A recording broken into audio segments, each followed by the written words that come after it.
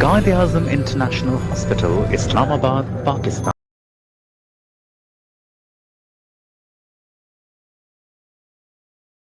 अस्सलाम वालेकुम, मैं हूं आपकी होस्ट अस्मा सलीम और आप देख रहे हैं QIH talks brought to you by Quaid-e-Azam international hospital. आज हमारे साथ मौजूद हैं डॉक्टर खालिद अकबर, जो कि कंसल्टेंट यूरोलॉजिस्ट हैं और हेड ऑफ द डिपार्टमेंट भी हैं। तो आइए जानते हैं डॉक्टर खालिद अकबर से यूरोलॉजिकल डिजीज़ के बारे में और इसके रिस्क फैक्टर्स के बारे में। वेलकम करते हैं डॉक्टर खालिद अकबर को। अस्सलाम वालेकुम सर, कैसे हैं आप? वालेकुम अस्सलाम, अल्लाह का फजल।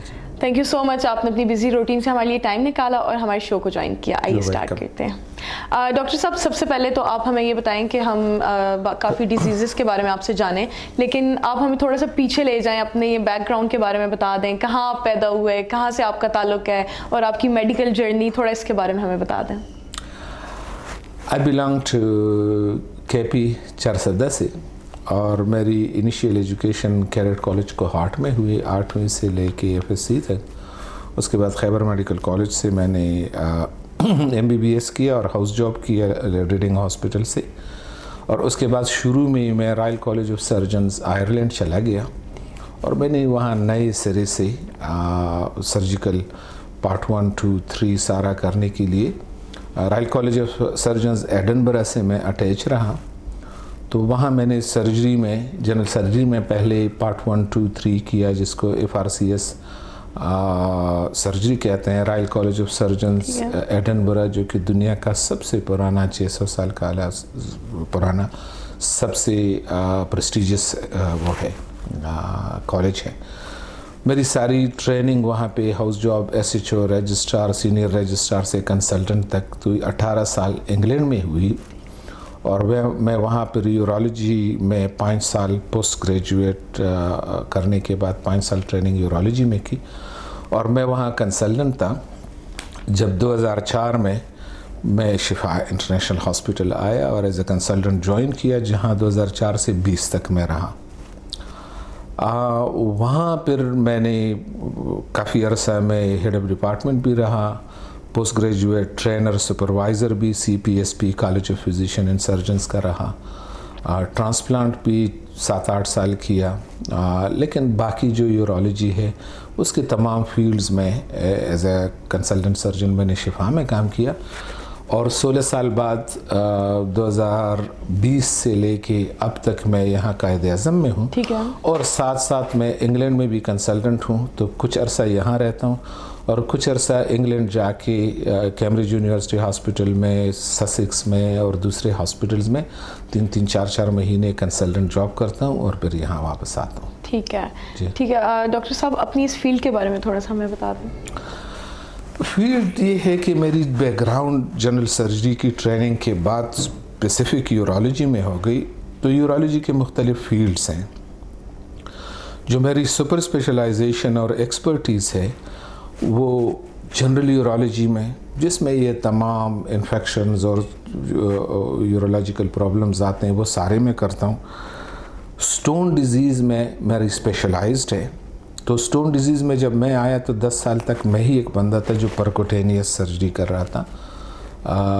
लेज़र से जितने ऑपरेशन होते हैं, जो रेट्रोग्रेड किडनी की सारी सर्जरीज़ हैं। और तो स्टोन्स में यूरेटर के, ब्लैडर के, किडनी के सारे जो है ना, ओपन सर्जरी से, परकोटेनियस सर्जरी से, जो स्किन से आप जाते हैं, रेट्रोग्रेड से, लेज़र से।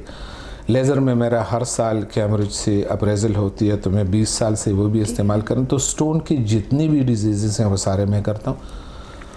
ऑन्कोलॉजी होती है, जो कि कैंसर्स हैं, किडनी, ब्लैडर, प्रोस्टेट, टेस्टिकुलर, उसमें मैं शुरू इन्वेस्टिगेशन से लेके आखिरी इलाज तक तमाम सब कुछ करता हूँ।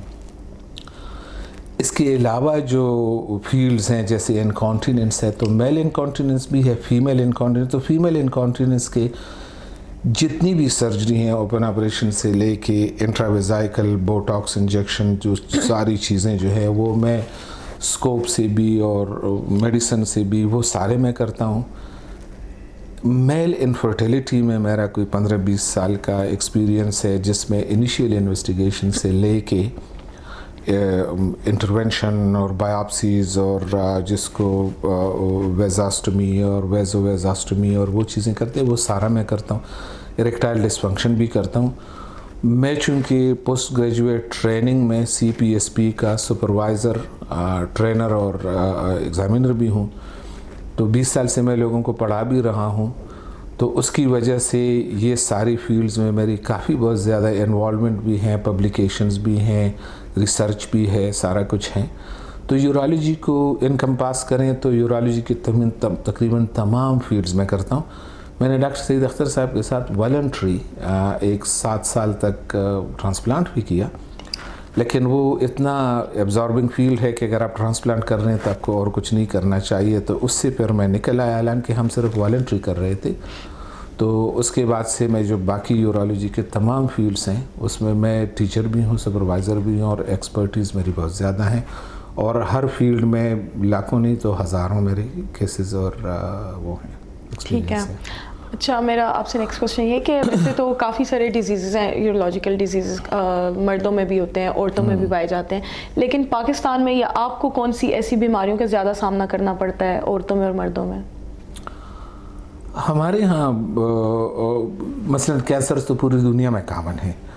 हमारे यहाँ कैंसर्स उतनी ही हैं जितनी दूसरी जगह पे होंगे, बस सिर्फ ये है कि यहाँ पे लेट प्रेजेंटेशन जो है वो एक बहुत कंसर्निंग पॉइंट है। किसी भी कैंसर को आप अर्ली डायग्नोस करें, उसके रिजल्ट अच्छे होंगे, लेट करें तो नहीं। यहाँ पे पेशेंट लेट प्रेजेंट करते हैं। दूसरे स्टोन्स हैं, स्टोन्स पूरी दुनिया में अर्ली स्टेज पे डायग्नोस हो जाएं, खुद निकल जाते हैं, लिथोट्रिप्सी से हो जाते हैं, एक सिंपल इंटरनल प्रोसीजर से। यहाँ लोग इग्नोर कर देते हैं तो बहुत ज़्यादा एडवांस में आते हैं। इसी तरह जो इरेक्टाइल डिसफंक्शन और इनफर्टिलिटी है उसके बारे में टेबूज इतने हैं ना कि प्रॉपर तरीके से उसको कोई इन्वेस्टिगेट नहीं करता। इनकॉन्टिनेंस गैर ज़रूरी तौर पे बहुत ज़्यादा प्रेजेंट किया जाता है, लेकिन स्पेशली फीमेल इनकॉन्टिनेंस जिसके अंडरलाइंग कॉजेज़ होते हैं और जिसमें से देखना चाहिए वो भी काफ़ी हैं। तो तकरीबन स्पेक्ट्रम यूरोलॉजी का पूरी दुनिया में एक ही है, लेकिन इग्नोर करने वाली चीज़ें जो हैं वो प्रोस्टेट के और ट्यूमर्स, स्पेशली ब्लैडर और किडनी के, और स्टोन्स हैं। ठीक है। अच्छा, मुझे एक और चीज़ आप क्लियर कर दें कि ये जितने भी यूरोलॉजिकल डिजीज़ हैं, क्या ये सारे सिम्टोमेटिक होते हैं, इनके अलामात ज़ाहिर हो जाते हैं?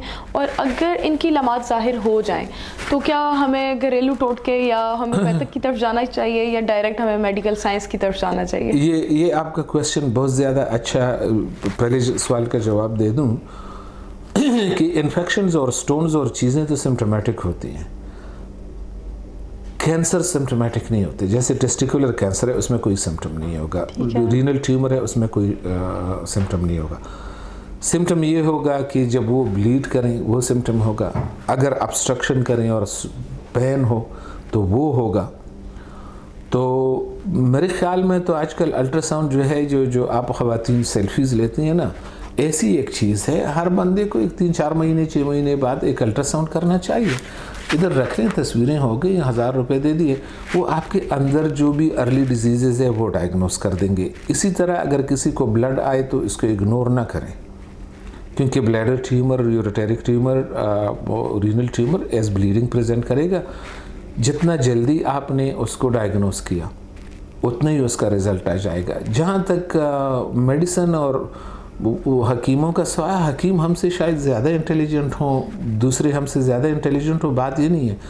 बात ये है कि हमारे पास जो नई टेक्नोलॉजी आई है अल्ट्रासाउंड की शक्ल में, CT स्कैन की शक्ल में, MRI की शक्ल में, एनेस्थेटिक जो सपोर्ट्स हैं, जो इंडोस्कोपिक सर्जरीज़ हैं, जो सर्जरीज़ हैं, वो ऑप्शंस उनके पास अवेलेबल नहीं है। तो अगर टेक्नोलॉजी ने हमें इतना कुछ दिया है, हम मोबाइल यूज़ करते हैं, हवाई जहाज़ में जाते हैं, सैटेलाइट से चीज़ें देखते हैं, तो मेडिकल फील्ड में इन चीज़ों को क्यों नहीं इस्तेमाल करें?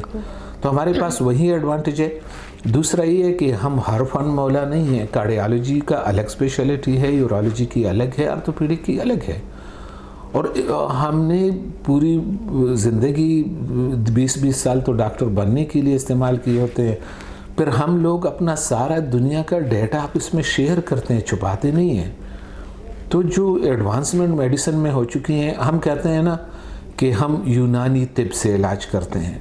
तो यूनान में जो 3000 साल पहले सुकरात और बकरात और अरस्तु गुजरे थे, उनके बच्चे तो यूनान में और फ्रांस में और इंग्लैंड में हैं। وہ تو کچھ اور میڈیسن استعمال کرتے ہیں. ہم 2000 سال پہلے سے بیک میں جا کے ان کی میڈیسن کیوں استعمال کریں جب ہمارے پاس آج کل اتنی فیسلٹیز موجود ہیں تو اس سے فائدہ اٹھاتے ہیں. بالکل ایسے ہی ہے. ہاں جی ٹھیک ہے. اچھا ہمارے یہ جو یورولوجیکل ڈیزیزز ہیں ان کو ہم کیسے ان کے رسک فیکٹرز کو کم کیا جا سکتا ہے؟ دیکھیں یورولوجی اپنے بدن سے کوئی الگ چیز تو نہیں ہے, پوری باڈی کا ایک حصہ ہی ہے نا. تو اگر آپ کی ہیلدی لائف سٹائل ہے, ہیلدی کھانا ہے, ہیلدی پانی ہے تو وہ تو بیسکس ہیں. ٹھیک ہے. اب گندا پانی پینا یا گندا کھانا کھانا اس سے تو ڈائبٹیز بھی ہوتی ہے, ہائپرٹینشن بھی ہوتی ہے, دوسری ڈیزیز بھی ہوتی ہے. ایک تو جنرلائزڈ یہ ہے. دوسرا یہ ہے کہ غیر ضروری میڈیسن کا استعمال پاکستان میں بہت زیادہ ہے, اور وہ اگر 5% فائدہ کرتے ہیں تو 95% لوگوں کو نقصان پہنچاتے ہیں. تیسری حکیمی اور وہ دوائیاں جس کا معلوم نہیں ہے کہ اس میں کیا ہے. میں حکیموں کے خلاف نہیں ہوں, ان کا اپنا زمانہ تھا اور بہت اچھی ان کی کنٹریبیوشن ہوگی, لیکن جو مجھے سب سے بڑی پرابلم نظر آتی ہے نا وہ سمٹمز کو اگنور کرنا ہے. اگر یورپ میں امریکہ میں ریزلٹس ہم سے اچھے ہیں تو صرف اس کی ایک ہی وجہ ہے کہ وہ ارلی سٹیج میں کینسر کو ڈائگنوز کر لیتے ہیں. یہاں پہ ایڈوانس سٹیج میں آتے ہیں. اس کے علاوہ ایک چھوٹا سا گندم کے دانہ جیسا سٹون ہے, اس نے یوریٹر ابسٹرکٹ کیا, درد ہوا, درد ختم ہو گیا. اس کا ایک مطلب یہ ہو سکتا ہے کہ سٹون گزر گیا, دوسرا مطلب یہ بھی ہو سکتا ہے کہ اب کڈنی نے کوشش کرنی چھوڑ دی ہے اور اس کے بعد کڈنی فیلئر کی طرف آپ جا رہے ہیں, لیکن وہ اگنور کر دیتے ہیں. تو ایک تو جب سمٹمز ہو جائیں پریزنٹ کریں, اور ایک کچھ عرصے بعد آپ کو اپنے ٹیسٹ کرنے چاہیے جنرل, جیسے ایک سمپل الٹرا ساؤنڈ ہے, جیسے روٹین بلڈ ٹیسٹ ہیں آپ کے بلڈ شوگر کے اور تھائرائیڈ کے اور دوسری چیزوں کی, رینل فنکشن ہے, لیور فنکشن ہے, سال میں ایک دفعہ کروا دیں. تو میرے خیال میں ارلی پریزنٹیشن, ارلی ڈائگنوسس صرف اسی طرح ہو سکتی ہے کہ آپ کو سمٹمز ہوں تو اسپیشلٹی میں جائیں, اور اگر نہ بھی ہوں تو کبھی اپنا ایک جنرل چیک اپ کریں. ٹھیک ہے. آپ نے کافی سارے ہمارے questions related to urological diseases clear کر دیے ہیں, اور انشاءاللہ کافی ڈیٹیل میں اس پہ بات کریں گے نیکسٹ شو میں. اس لاسٹ میں آپ کیا میسج کنوے کرنا چاہیں گے ہمارے آڈینس کو؟ زندگی سے اچھی کوئی چیز تو نہیں ہے نا, تو ارلی رپورٹنگ آف سمٹمز اور کبھی کبھی جنرل چیک اپ. اس کے علاوہ ہیلدی لائف سٹائل تو ہر لحاظ سے آپ کیا کھاتے ہیں, کیا پیتے ہیں, ایکسرسائز کرتے ہیں یا نہیں, خود کو اچھا رکھتے ہیں یا نہیں, کوالٹی آف لائف بھی کوئی چیز ہوتی ہے نا. ہمارے ہاں بس ہر ایک بندہ پرہیز اور چیزیں, مطلب ڈائبٹیز اور hypertension is the biggest killer, لیکن چونکہ وہ لمبی وہ سٹوری ہے تو لوگ ایمرجنسی میں تو سب کچھ کر لیتے ہیں, لیکن اگر لائف سٹائل چینج کرنا ہو, کچھ چیز کرنا ہو تو پھر اس میں ہم نہیں آتے. 2 قدم بھی جس کے پاس پیسہ وہ گاڑی کے بغیر نہیں چلتا, سائیکل پہ چلنا شرم کی بات ہے, دوڑنا, واک کرنا, تو گڈ لائف اور ہیپی لائف, اور جہاں ضرورت ہو وہاں بھی چیک اپ کرا. ٹھیک ہے. ڈاکٹر صاحب آپ اپنی ٹائمنگس کا ہماری آڈینس کو تھوڑا بتا دیں. میں بس full time Quaid Azam international hospital میں ہی ہوں, اور 9 to 5 سنڈے کے علاوہ سارے دن ہوتا ہوں, اور میری ٹیم موجود ہوتی ہے. ان کو ٹیلی فون نمبرز وغیرہ بھی مل جائیں گے, ان کو اپوائنٹمنٹ مل جائے گی. کبھی کبھی میں انگلینڈ جاتا ہوں, ورنہ full time Quaid Azam international hospital میں ہی ہوں. اور یہاں ہمیں میجارٹی جو فیسلٹیز آپریشن کی ہیں وہ سارا کچھ حاصل ہیں. تو وہ آپ کو کارڈ اور قائد اعظم کے ہاسپٹل بھی آپ رنگ کریں تو میری اپوائنٹمنٹ آپ کو مل سکتی ہے. ٹھیک ہے. تھینک یو سو مچ. ملتے ہیں نیکسٹ شو کی نیکسٹ ایپیسوڈ میں. میں ہوں آپ کی ہوسٹ اسما سلیم. اللہ حافظ.